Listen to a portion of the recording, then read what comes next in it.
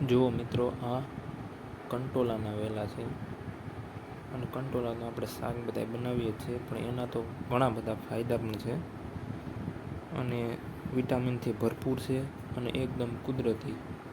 આમાં કોઈ નથી વાવેલું, કોઈ નથી પાણી પાયેલું, કોઈ નથી દવા છાંટેલી અને ઘણા બધા વિટામિન પણ આમાં મળે છે અને ઔષધિ પણ કહેવામાં આવે અને પોષક તત્વોથી ભરપૂર છે.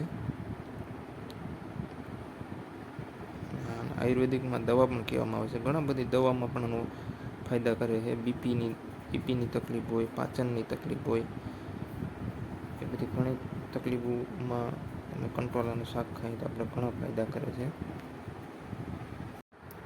અને ચોમાસામાં આપણને કુદરતનું વરદાન છે.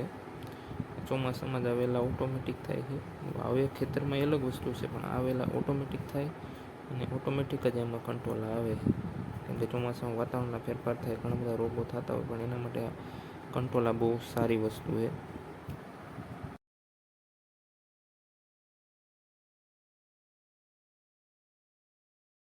તે પેટ માટે ફાયદાકારક છે, વજન ઘટાડવા માટે ફાયદાકારક છે, ડાયાબિટીસ માટે ફાયદાકારક છે અને આપણી આંખો, ચામડી માટે બધામાં ફાયદો કરે છે અને બ્લડ પ્રેશર પણ નિયંત્રિત રાખે છે. એટલે બહુ સારું છે. ચોમાસામાં થાય છે તો બધા શાક ખાવું જ જોઈએ.